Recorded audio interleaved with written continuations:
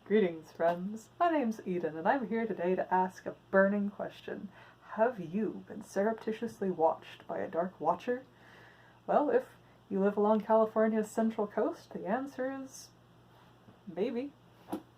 So what are the Dark Watchers? Well, they're typically spotted in the Santa Lucia Mountains, which stretch between Monterey, California and San Luis Obispo. However, they've also been spotted in the Sierras, such as up around Lake Tahoe. They're usually seen around dusk or dawn. They're typically considered to be giant, somewhere between 7 and 15 feet tall, often wearing a hat, usually carrying a walking stick. Some people have even described them as looking like a horse standing on its rear legs. They stand up on ridges and outcroppings, gazing forlornly off in the distance or down at you. And that's kind of all they do. Of course, when you approach them, they disappear. There's not a whole lot of information out there about them, and most of it seems to be just urban legend type oral stories that have been copy and pasted from one website to another. The legend goes that sightings originated with the Chumash Indians, who lived in the area for about 13,000 years. Supposedly, the Chumash spoke about them and even drew them in cave paintings. They were called the Old Ones in their language. However, in 1974, a gentleman by the name of Thomas Blackburn wrote a doctoral dissertation on the oral narratives of the Chumash. It was actually later published as a book called December's Child, a book of Chumash oral narratives. He uses in his resources to research the book the archive of another gentleman, a linguist and ethnologist by the name of John Peabody Harrington. Harrington spent between 1912 and 1928 collecting and cataloging the oral narratives of the Chumash.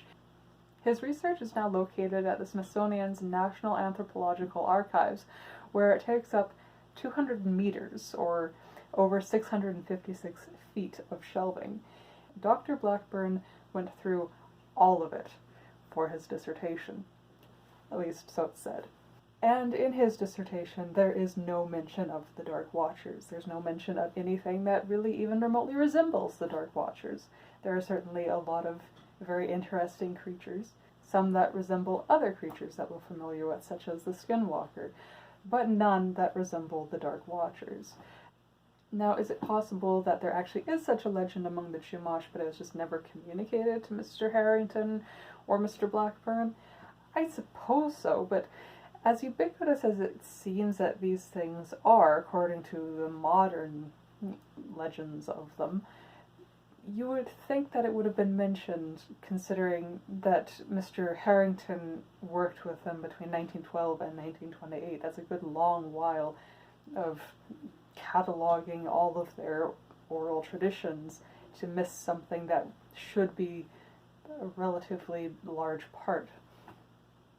There are also claims that early Spanish cartographers, explorers, and settlers of the area saw these creatures, or specters, and called them Los Vigilantes Obscuros. Again, there doesn't really seem to be any way to verify this beyond oral tradition. A quick search of Los Vigilantes Obscuros just turns up the exact same copy and pasted stories that are available in English on the Dark Watchers. So where did the stories originate, if not with the Chumash and the Spanish? Well, Brian Dunning of Skeptoid stated that he couldn't find any written references earlier than 1937.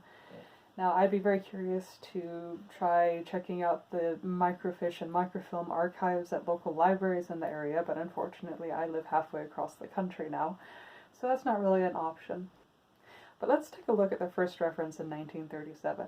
It was actually in a poem written by Robinson Jeffers, a native of the area, the title of the poem being Such Counsels You Gave Me.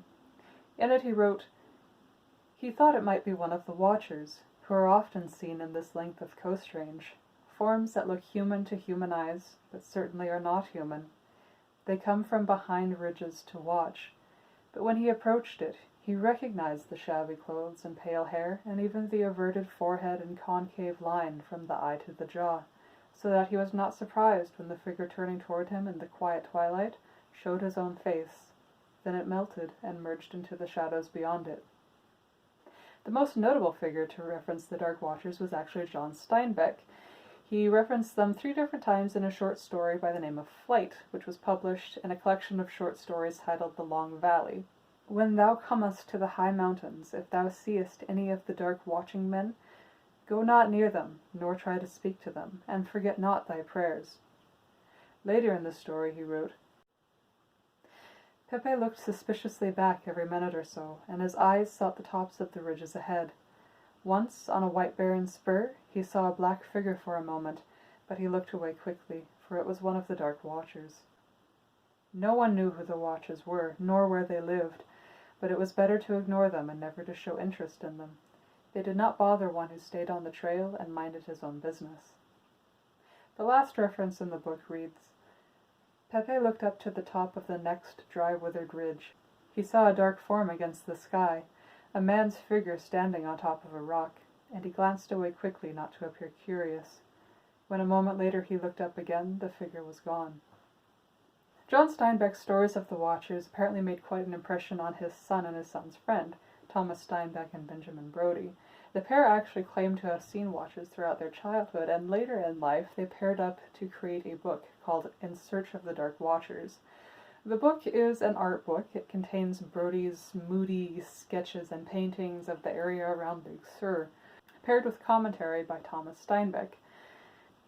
Thomas wrote that they were both influenced by the stories that John Steinbeck had told them as children, and stated that John Steinbeck himself had heard it from his grandmother, Olive Hamilton, and a man by the name of Billy Post, who was a descendant of some of the original ranchers in Big Sur.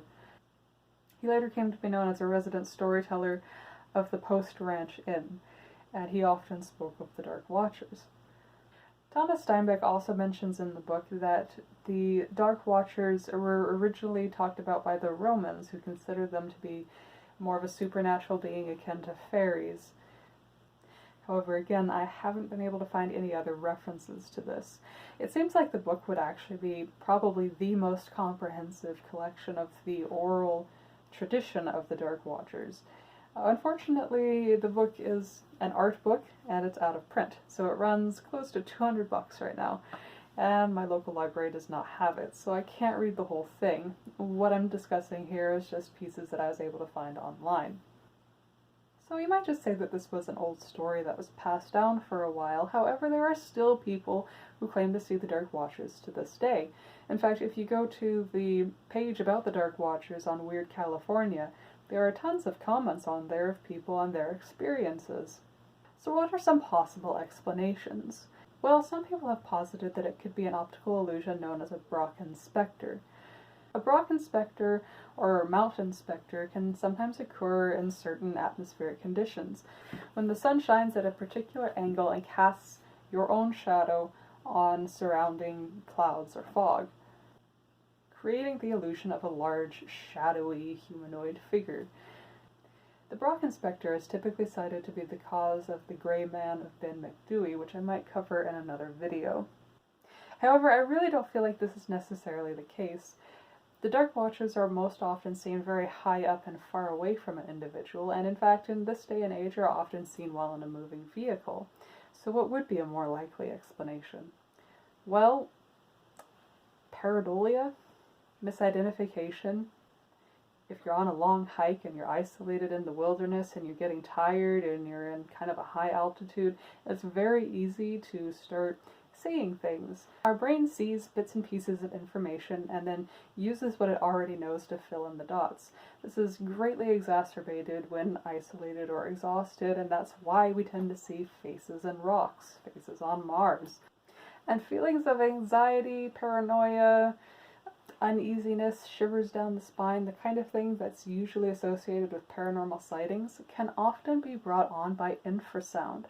Infrasound is actually really fascinating in and of its own right. It can be caused by something as simple as wind blowing at a certain speed through a canyon, as well as more massive natural events like volcanoes, earthquakes, avalanches. It occurs between 7 and 19 hertz, and has been documented to cause feelings of fear. I'm not trying to completely dismiss all sightings, but since there's really nothing else to back up any of the stories, it really just seems a lot like an urban legend. Unfortunately, like most paranormal things, there's really no way to confirm or deny it. But it really seems like the claims of dating back to the Chumash and the Spanish are really just there to try to give more credence to the urban legend. That said, have you been watched by a Dark Watcher? I would love to know about it. Please feel free to share in the comments any experience that you may have had, whether it be in California with a Dark Watcher or some similar entity elsewhere. I would love to read it, and I'm sure just about anyone else interested in this subject would too. One last little bit before I go. In Super Mario Galaxy 2, if you travel to the Shiverburn Galaxy and look up, you're being watched by Dark Watchers. I'm not saying that the developers specifically were referencing the Dark Watchers, but after reading about the Dark Watchers, I was reminded of this and thought it was awfully similar. Who knows, maybe a developer had actually heard of the legend. Thank you so much for watching. I hope you found this informative or at least a little bit interesting. I do plan on making more videos like this about mysterious and unexplained things, especially I'm hoping stories that you don't commonly hear about, so don't forget to subscribe before you go. Thank you so much, and I'll see you later. I will be making more videos on the unusual, the mysterious, oh god.